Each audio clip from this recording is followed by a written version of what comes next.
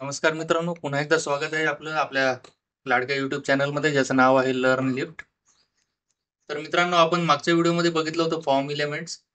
Form एलिमेंट्समध्ये mostly input elements use होतात. तर form element as a container use केलं जातं. तर आपण आज या लेक्चरमध्ये इनपुट फील्डचे टाईप जेवढे आहेत ते सगळेचे सगळे टाईप आपण आज डिस्कस करणार आहोत आणि एक एक प्रत्येक व्हिडिओमध्ये आपण प्रत्येक टाईप जो आहे तो आपण घेणार आहोत. तर मित्रांनो, इनपुट टॅग जो आहे तो इनपुट फील्ड क्रिएट करतो. त्याचे वेगवेगळे टाईप आहेत. So based on type user कडून डेटा जो आहे तो डेटा कलेक्ट करण्यासाठी इनपुट टाईपचा यूज होतो. तर हा जो आहे इनपुट टाईप्स जे आहेत ते फॉर्म एलिमेंट्स मध्ये यूज होतात. आपण दुसरीकडे सुद्धा यांचा यूज करू शकतो depending on necessity, right. Sir जशी गरज आहे त्या पद्धतीने आपण यूज करू शकतो. फक्त कसं आहे, फॉर्म एलिमेंट मध्ये वेगळ्या प्रकारे बिहेव करतात. तर याच्यामध्ये काही टाईप्स आहेत. ते इनपुटचे एवढे सगळे टाईप्स आहेत बघा. Button, checkbox, colour, date, date time, local, email, file, hidden image, month, number, password, radio, range, reset, search, submit, tel हा यूज होतो. टेलिफोनसाठी टेक्स्ट आहे. बाहेर हा जो टेक्स्ट आहे हा बाय डिफॉल्ट आहे. ठीक आहे, तर हा बाय डिफॉल्ट आहे. त्याच्यानंतर टाइम आहे, URL आहे आणि वीक आहे. तर मित्रांनो, हे एवढे सगळे इनपुटचे टाइप्स आहेत. बेस्ड ऑन टाइप तो वेगवेगळे कंट्रोल क्रिएट करतो आणि युजरला दाखवतो ब्राउझरमध्ये. तर आपण पहिलं जे कंट्रोल आहे बटन, बटन पाहूया.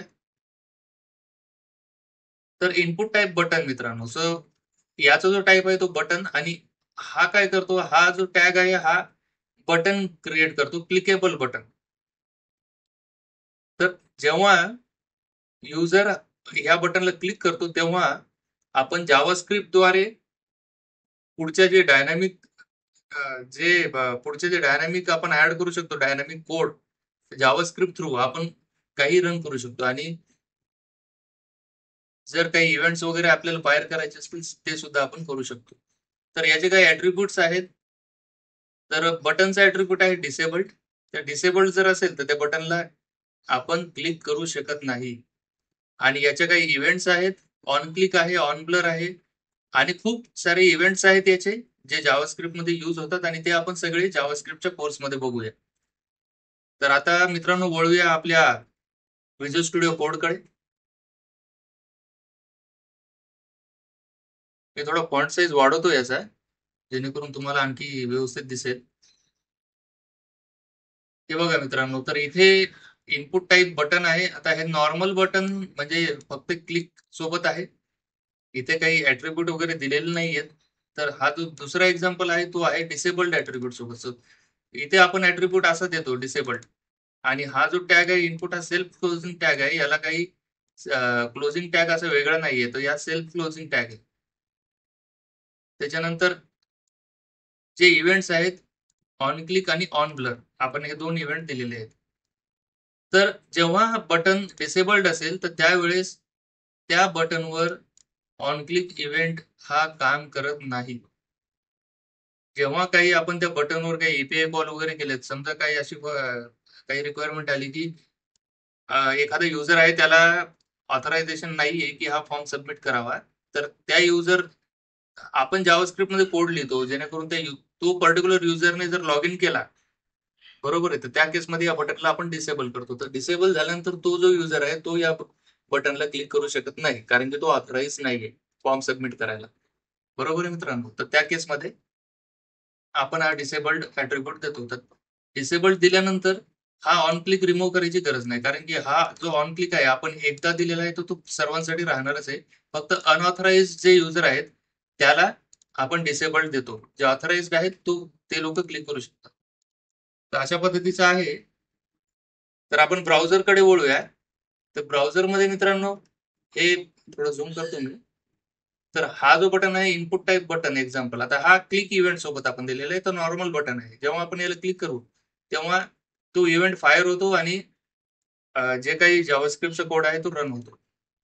आता या बटनला सुद्धा क्लिक इव्हेंट आहे, पण हा बटन डिसेबल्ड आहे, त्याच्यामुळे it will not work. Okay, जेव्हा आपण क्लिक करू इट विल नॉट वर्क. आणि हा जो बटन आहे हा आहे ब्लर इव्हेंट, बरोबर आहे. तर या बटनला आपण ब्लर इव्हेंट दिलेले आहे. तर जेव्हा आपण या बटनला क्लिक करू, क्लिक केल्यानंतर हा बटन फोकस स्टेट मध्ये जातो, बरोबर आहे. जेव्हा आपण याला बाजूला क्लिक करू तेव्हा हा इव्हेंट, हा जो बटन आहे तो ब्लर स्टेट मध्ये जातो. तर जेव्हा आपण बाजूला क्लिक करतो तेव्हा हा जो बटन आहे ब्लर स्टेट मध्ये गेला, तर त्याच्यामुळे ऑन ब्लर हा इव्हेंट कॉल झाला आणि हा बटन ब्लर झाला. ठीक आहे मित्रांनो. तर हे सिंपल फंक्शन आहेत जावास्क्रिप्टचे आणि हे इव्हेंट आहेत on click. So on click इव्हेंटवर आपण जे आहे जावास्क्रिप्टचे जे फंक्शन्स आहेत ते डायरेक्टली कॉल करू शकतो इथे. आणि याला काही पॅरामीटर्स वगैरे असतील तर पॅरामीटर सुद्धा आपण याला पास करू शकतो. जे समजा डायनामिक पॅरामीटर असतील किंवा स्टॅटिक पॅरामीटर्स असतील. समजा फॉर एक्झाम्पल आता इथं मी ऑन क्लिक केलेले आहे आणि इथे आता याला आपण एक पॅरामीटर दिले वेबसाईट नेम. ठीक आहे, वेबसाईट नेम. तर आता हा वेबसाईट नेम आहे, तर इथे आपण द्यायचंय सिंगल कोट मध्ये learnlift.in. ठीक आहे, तर ही आपली वेबसाईट आहे learnlift.in. तर जसं या व्हेरिएबल मध्ये ही व्हॅल्यू आता स्टोअर झालेली आहे. तर जेव्हा आपण याला रीड करू अलर्ट मध्ये, याची जी व्हॅल्यू आहे ती डायरेक्टली आपण टाकून देऊ.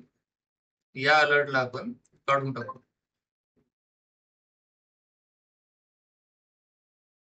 तर काय केलेलं आहे आपण, या जुन्या अलर्टला काढलंय आणि इथे वेबसाईटचं नाव आपण दाखवतो युजरला. तर जेव्हा मी आता रिफ्रेश करतो याला, क्लिक केल्यानंतर इथे learnlift.in दिसलं, बरोबर आहे. तर हा सगळं जावास्क्रिप्टचा पार्ट आहे. आपण जेव्हा जावास्क्रिप्ट आता जसं हे HTML आणि CSS संपेल, मी जावास्क्रिप्टचे नवीन प्लेलिस्ट तयार करेल, त्याच्यामध्ये बेसिक पासून ऍडव्हान्स पर्यंत जावास्क्रिप्ट मी घेणार आहे. तर मित्रांनो, सबस्क्राईब करायला विसरू नका, तुम्हाला जर खूप काही जर पुढे शिकायचं असेल तर. कारण की खूप सारे लोक बघतात आणि निघून जातात. तसं नकोय. जर जे लोक खरंच फोकस्ड आहेत, ज्यांना काहीतरी करायचं आहे, ते लोक माझ्या व्हिडिओजला नक्कीच फॉलो करतील. कारण की इतक्या सरळ सोप्या भाषेमध्ये शिकवणारं कोणी दुसरं सहजासहजी मिळणार नाही. ठीक आहे मित्रांनो. तर व्हिडिओ आवडला असेल मित्रांनो, तर तुम्ही लाईक, शेअर करा, सबस्क्राईब करा, मित्रांना शेअर करा. सांगत जा मित्रांना, कोणाला सांगून हा YouTube चॅनल तुम्ही सबस्क्राईब करायला लावू शकता, जेणेकरून त्यांना सुद्धा सोप्या भाषेमध्ये इन्फॉर्मेशन टेक्नॉलॉजी रिलेटेड जे व्हिडिओज आहेत त्यांचा लाभ मिळेल. ठीक आहे मित्रांनो. तर धन्यवाद मित्रांनो.